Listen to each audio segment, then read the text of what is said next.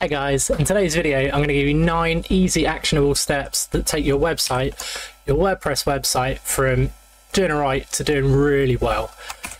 They're going to be easy steps that you can follow. It doesn't matter if you're a well-established blog or a brand new website, these tips are here for you and they're really going to make your WordPress blog shoot at the moon. So here we go, here's my WordPress blog. I'm going to imagine that you guys know how to write a good post. So obviously do your research, come out with a high quality post.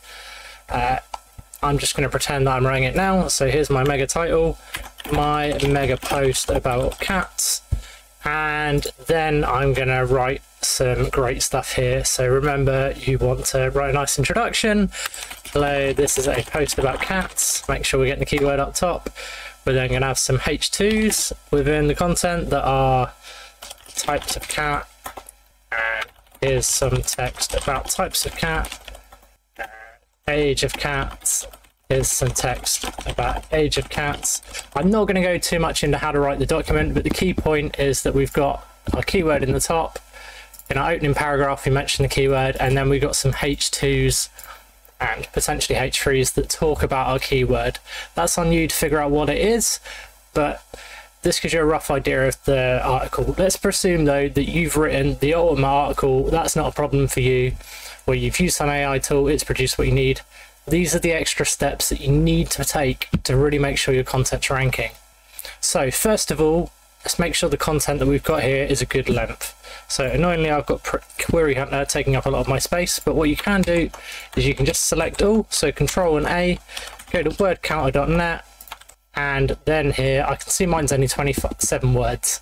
Ideally, you want to be looking for at least 500 words, 500 to 1000. Well, I generally aim for 1500 to 2000, but as far as you need, as long as you've got more than 500 words, you're going to be pretty happy.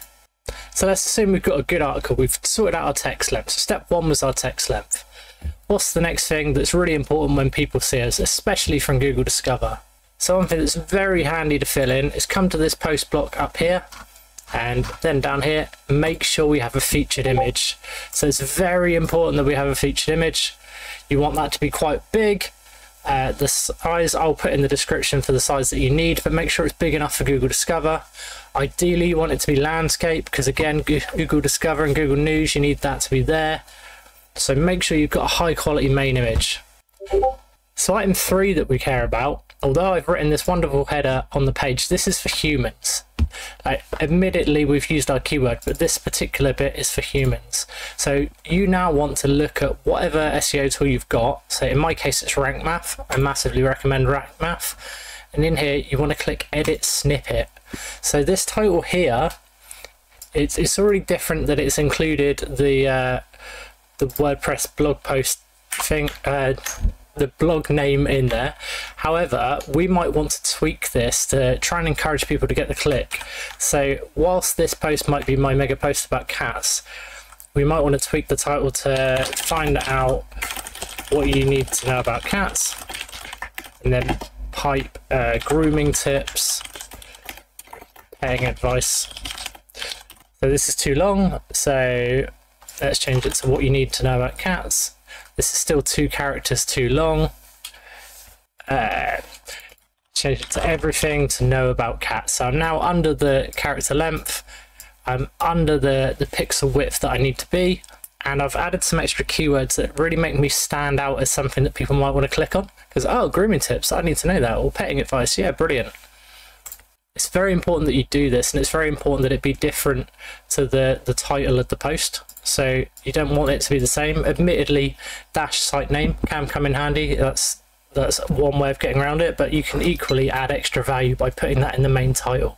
Also on this snippets page, you might have noticed this description. This is the meta description box. So this is the thing that when people on the search results see how to groom a cat, imagine I can type, this is this bit of text here. So again, we want to make sure this is the most important thing. This is the bit people read. But if there's 2 sites that are very similar, having this as a real standout message that speaks to the customer's intent better than the other site is an excellent thing to do. And you ideally want this to be around 155 characters, and again below 920 pixels. So I could write, come and learn all the techniques about how to groom a cat. We discuss licking and brushing. I don't know what it might be. You want to put that in there. Different to this, and depending on what SEO plugin you're using, you should also have the excerpt. So the excerpt is when you hit your blog, this is this small bit of text here. So you'll notice that this might not match the meta description. It can, it doesn't have to, it's up to you as to whether it does or not, but that's what the excerpt is. So it's again good to have this because that's a block of text that's on a different page that will link to this, or will contain, or be near the link to this post. So by having that as high quality, that again tells Google what this page is about. So we've got this image here, but obviously it's quite important to have images within our main bit of the body. However, it's all well and good uploading this image, but Google still needs extra help to understand what's in it. So can you guess what we might have to do here? I mean, the clue's over on the right here. It's the alternative text. So here we want to write a picture of Ashley, who is telling us how to use Google Search Console. And the video is down below if you want to see that video, but the key point is that we need this alternative text. That's what alt text stands for. Also, in our article, one of the easiest things we can do to promote our other bits of content and to really get a free link, even if it's a link from ourselves, is we can add an internal link. So we could come through this Age of Cats here, and I could search for my other content. So this blog's probably not the best blog to try and find links for you, but I can search for other bits of content on here that can link to that, and then that other bit of content is going to start ranking higher for the keyword that I've linked it from. So try and avoid using terms such as click here to read my other article. Try and have a link out that's like, if you want to understand more about the Age of Cats, then you can check out our other content, and the link would be Age of Cats, because again we're showing that for anything searching about the Age of Cats, it can refer to this other document that we've got. So for tip number 7, we talked about internal links. Can you guess what else we could have on this page? So when we're writing a document, one thing that's really good for Google is to show that we've done our research. So if you've got two friends that are talking to you, and one of them has been talking about the football scores, and then you've got another friend that's been talking to you about the football scores, but he pulls out a newspaper and he says, like, here, I can see that this is that, and that's that. You're going to trust the friend with the newspaper to give you more accurate information, as they showed you their research. Same as when you did your university project, you had to reference all those different sources that you came from. Google loves us to do the same thing.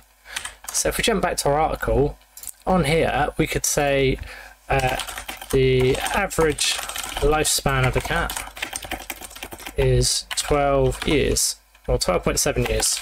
I'm making that up, but it's probably right. And then again, we could do the average lifespan of a cat, and this time we would link to an external source, so to a different website. So I mean, I can probably just take the top one from Google for average lifespan of a cat, 12 to 18 years, and that came from this website. So I can probably say this website here, and then I could link, and I could put average lifespan of a cat, and that, although we're giving a link out, we're effectively giving some link juice to someone else.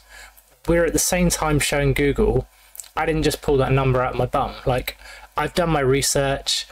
You can check by going here, and this is a well thought out article. So actually it's quite important to have external links. Contrary to popular belief, because some people believe that's just bleeding your rank. Actually, it's really good. Helps you show that you know what you're talking about. So for tip number 8, this is quite an interesting one actually. So this is what the thumbnail's from really, but if you have ever been in here, it's very easy to add tags in WordPress. So let's go, oh, this particular article is about cats, and it's also about frogs, whatever it might be. And we can just create those tags very easily from here. And then when we click publish, so as you can imagine, I'm not going to publish this article, but when we click publish, in fact, even probably at the time we click that, if you come over to posts and tags, in here somewhere is probably a cat. Yeah, so this has created this cat tag, and we're all guilty of this. It's very easy to add that tag. Like, you saw how easy I just typed the word cat and added it. However, you notice something different about this tag here versus all the other ones. Yeah, it's missing the description. So you can either do a full edit or a quick edit, and you can just add in, oh, there we go, we see the SEO description, the very important bit. Okay, with the plugins I've got in on this one, I think I have to do a full edit. But it's very important that we add this meta description. I mean, you can ignore this translation box, you probably won't have that. But it's very important that here we go, cats are felines and they live to 12 or whatever it is. But again, this is meta description that when Google comes to your tag page to find other content on your blog that relate to cats, it gives it a better understanding of what's going on, a better understanding that you understand the subject even more efficiently and effectively than the other sites on the internet. And it's only a little trick. It's that little trick that moves you from like down here to like the top section. Like, it puts you above so many competitors by thinking about these little details. And it's something that's really, really worth doing. So I'm going to delete this. As you can imagine, cat's not an important thing for this particular blog. And we talked about tags, but there's one other thing that you might imagine is very similar to tags. So for point number 9, if we take a look under the categories page, yeah, you guessed it, the same thing applies here. So when you create categories, make sure you've got this description. Very important to help umbrella all your content and make Google understand what's there, why it's there, and how it's important. Using this, you should be able to write better blog posts and have better content. Like those 1 or 2% improvements actually raise you by like 80% above the competition, because so many people are lazy, so many people forget it, and by you doing that, you can shoot to the roof. But of course, all of this is completely worthless unless you plan your content right. So if you check this video over here, I give you a great guide on how to pick the right keyword to plan your content.